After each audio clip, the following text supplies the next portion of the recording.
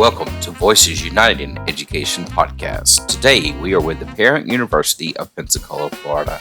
Let's join Meredith Hackworth Edwards with her guest today.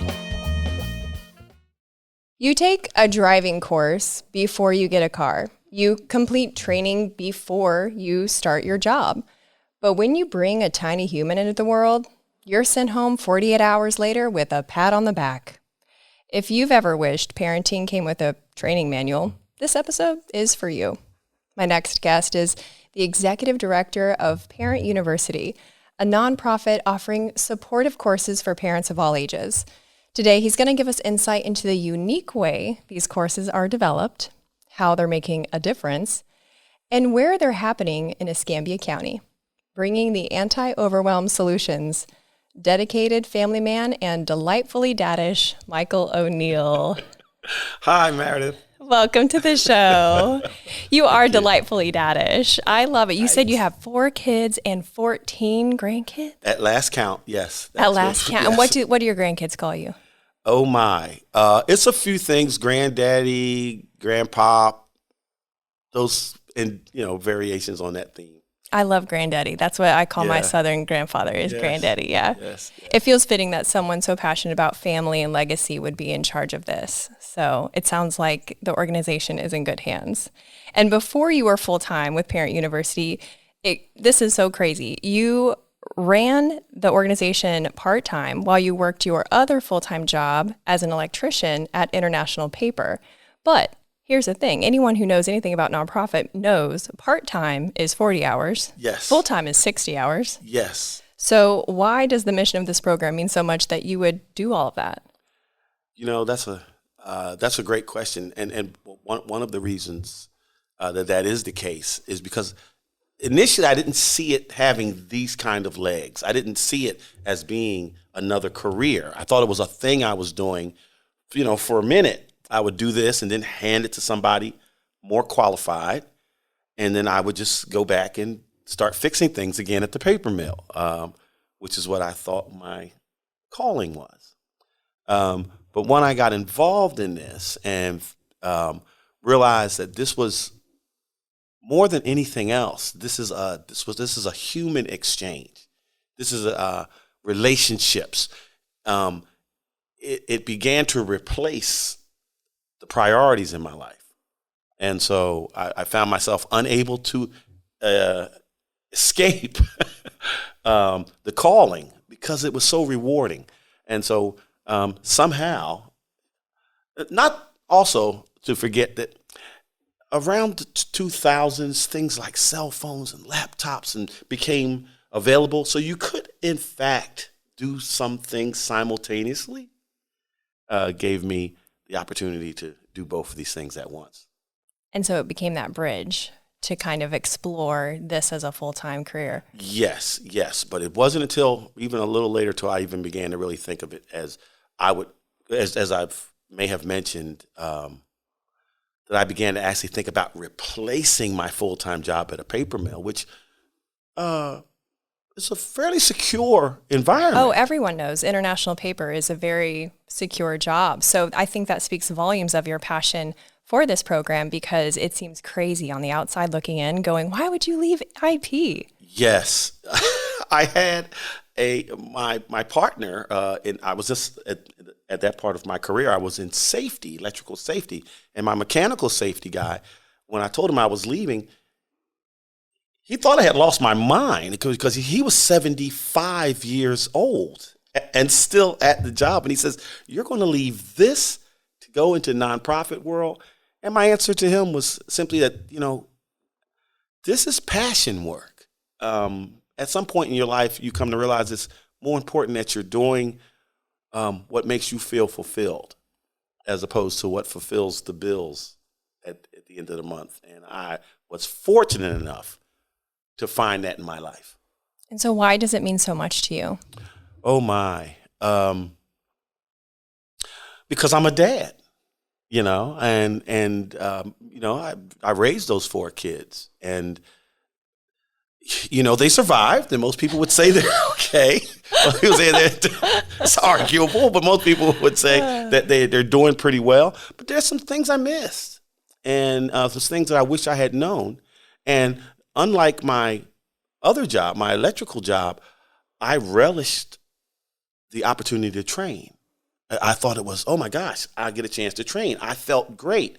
However, as you said at the opening of the show, when someone began to talk about the need to learn more about parenting, I received that invite with a lot different energy. I thought if someone were to tell me you could be a better parent if you did this or if you did that, that felt more like an attack. That felt more like an indictment of my desire to be a good parent.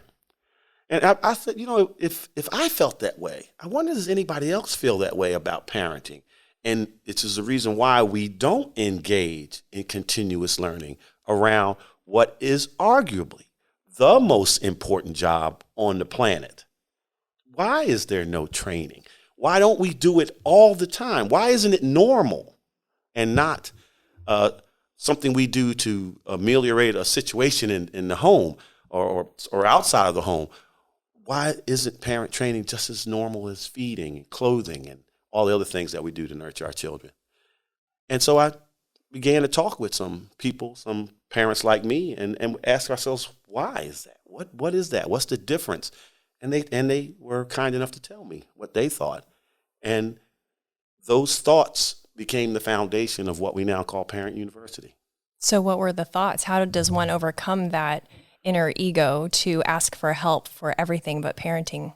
Well, when my job, after I totally destroyed this machine they sent me to fix, my boss would say the next day, we're going to get you some training on that. And I'd go, yeah, that's great, because I knew that meant they're going to send me somewhere probably and pay me, and then I'm going to get a certificate, and it could even get in line for a raise and all that kind of, and status on the job. So there was all these positive strokes that was associated with training. You see, I'm going to be the specialist on this particular item. Training around parenting has a different energy. It's like, oh, what's wrong in your house? What did you do wrong? Oh, well, if you really wanted to do better, you could. It's like parenting somehow in this age where change is happening faster than any other time that any of us can recall, we're expected to do this by the seat of our pants. It's insane, actually, to be honest with you. But we're not here to talk about the psychology behind it. What we're saying is, what are the elements that make it different? And one of them I just described. You training for jobs, you get accolades. Training to be a good parent, you don't get quite the same. So we want to create an environment where you got those same accolades. We want parents to show up and their child is being taken care of while they're there. That they get breakfast, that they get lunch. They get rewards throughout, and most importantly, they get to describe the curriculum. I love that, because people tell you what you need. What happens when somebody tells you should do something? Most of the time, you accept it. Maybe not begrudgingly, but passively. Certainly not with your full vigor. No, you say you understand it, so the person stops talking at you. That's the truth of it. You're exactly. like, yes, sir, I totally understand. I will do that, sir. And then you just go on your way. And you do the minimum. Yeah. And you look for a reason not to do it. And as a result, lots of resources in our community, lots of things parents could do get undone. However, if we create a space that the parents say they need it, then they will use that human behavior that we all use when we own something.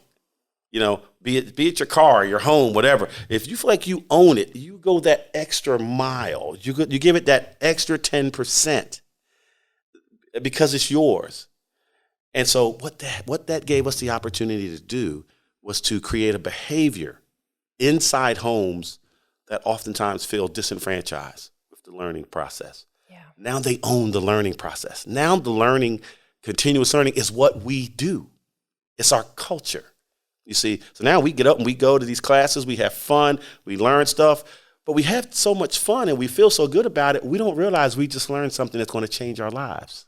I love that. You say it's not psychology, but what good is a program if no one is, mentally prepared to receive it? Right. And I noticed on your website that every, I call them tracks. I don't know if that's what you call them, but there's the general one, the traditional, early, baby, and tech. Yes. And under each one, its description includes parent input is like literally part of the description. So tell me, what are parents in Pensacola asking for? What input are they giving you? Oh my. Well, we're just coming out of this COVID environment. So there's a lot of things around mental health.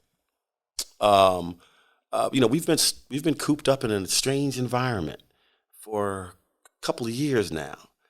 Things that we were used to having were diminished, if not closed for a while. Jobs were lost.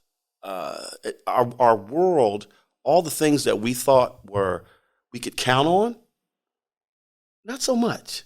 So there's a lot of mental anguish around a feeling of insecurity. There's also a lot of people who are now, or for a while, were actually playing the role of the teacher and the parent, literally, and trying to make a living. So a lot of the things that parents are asking for are just things that help them feel more stable. Now, there's Meredith, I could give you a list of 100 things parents ask for, but I'm going to tell you a secret. Tell me. It's not what they asked for. It's that they asked. Mm-hmm. You see, so when we give them what they asked for, now they come into an environment that's theirs, that they created. I think 2020 really created a atmosphere where we put our own needs on the back burner just to make it. Yes. We weren't really feeling our feelings, as people like to say. Yes. So I think it's so helpful when you see other people asking for what they need, or other people giving words to what's going on internally, because then you go, I didn't know that's what I needed, but I think that's it. So in that spirit, can you tell us examples of courses that have been created by Pensacola citizens so far? Because I think it'll help parents listening go, oh, I think I could use something like that. Oh, yes. Well, there's been, once again, I said Pensacola parents have asked for things like, how do I navigate the school system in an effective way? For instance, when I walk in a school and I need to do something, I want to do something for my child, what's the process that keeps me from getting frustrated? How do I learn how not to be frustrated by the first person that meets me at the front desk before I even get a chance to talk to the person I want to talk to? Because you're walking in an alien environment for parents. So how do I navigate? How do I advocate for my child effectively? Also, technical issues. All of a sudden, Zoom is national infrastructure. It kind of is. I never thought of it that way, but you aren't wrong. Okay, now, and a few years ago, you never used this. So how do I become more technically adept? Because I don't want to ask my child, how do I work this thing? So how do I become more comfortable with, technology? And as a matter of fact, we created a tech college. But there's also employment. There's testing. There's how do I prepare my child and myself for the next couple of years with regard to education. A lot of people get to a place in the education of their children and realize they should have done something earlier. See, but they didn't know. So how do I prepare for the future? And one of the most common things that parents ask for, how do I prepare my child for school? Now, you could be talking about a 12th grader or an 8th grader or a 6th grader, but really preparation for school starts at 0. What do I need to do in my home to make my home a working educational environment? And so that's why we actually started Early Learning College inside of Parent University.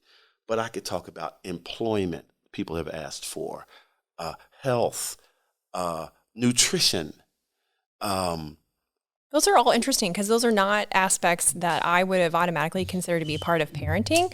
But, I like to say that we as humans are spaghetti, not waffles, right? So like the part of us that would be the waffle square of education, and then the waffle square of home life, parenting, love life, tech life. The truth is it's not a waffle, it's spaghetti and it's messy and, they get dried out and they stick to each other. Yes, it's a situation. How have you seen this program support children's education?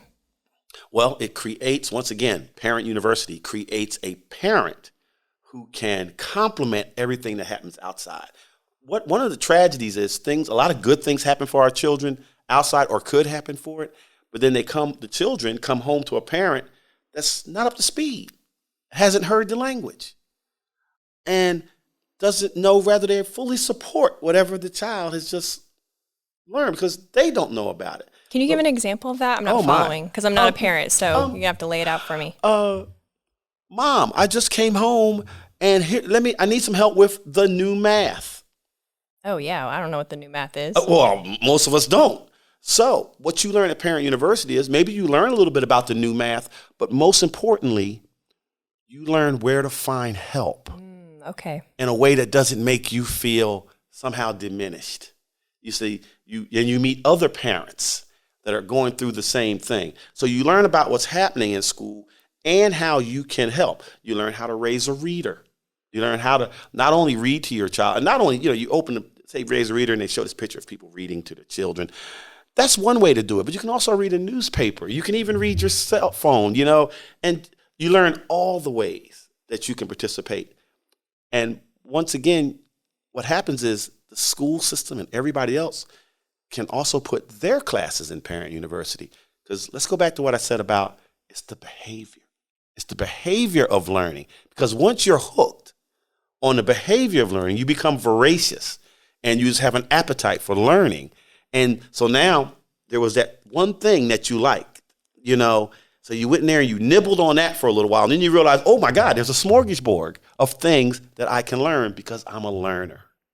I love that. You're right. That is a lifelong skill and a skill that would carry on through children after they graduate into their employment and into their relationships and into their own parenting, which would really change a whole community because you're changing one child, one household, one street, one neighborhood, and then the whole county. It becomes generational. I mean, we have grandparents.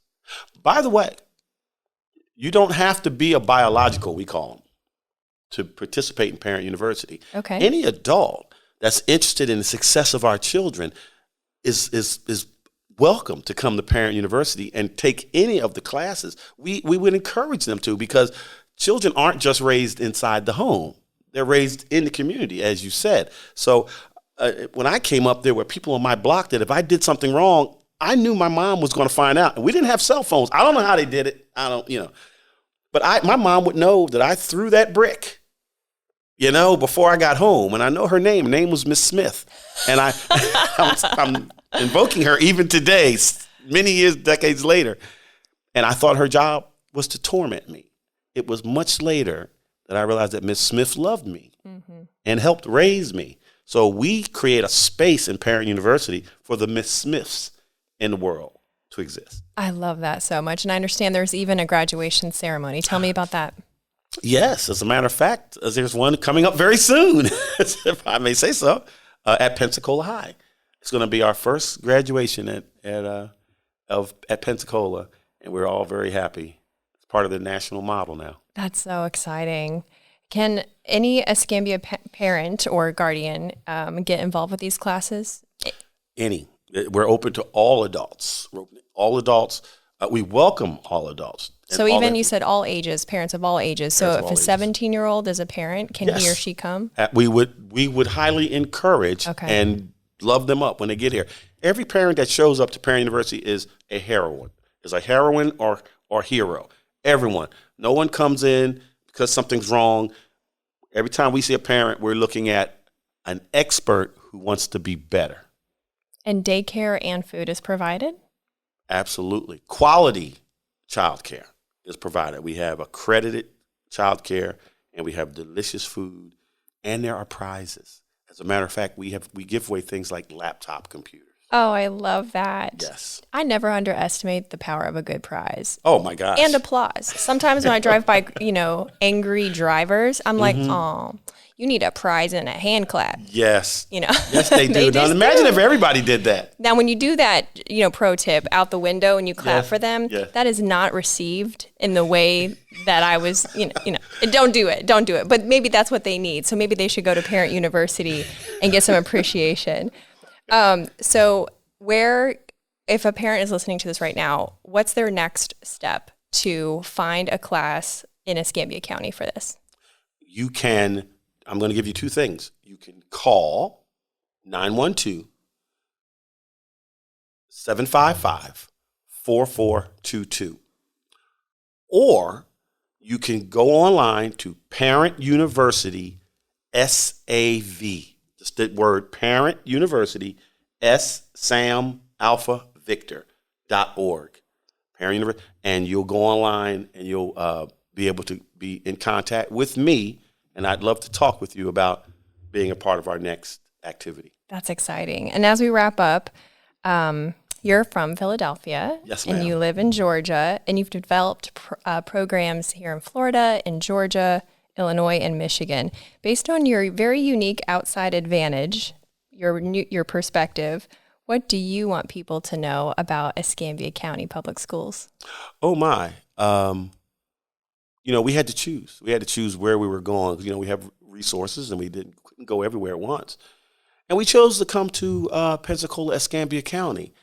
And it was a fantastic decision. It's been, the schools have been extraordinarily welcoming. And what it took us 20 years to really achieve in Savannah, we've achieved it or come very close to achieving it in like a year and a half. Really? Here in Escambia County. And see, because we're dealing with the folks, the people. And so what I want to say to the school system is that they have great parents out there that are just waiting for someone to engage them in a meaningful way, in a way that's authentic, where they can develop trustful relationships because they're thirsty for knowledge. And you want to change the culture to a culture of learning. That's what they want. We just have to market it correctly.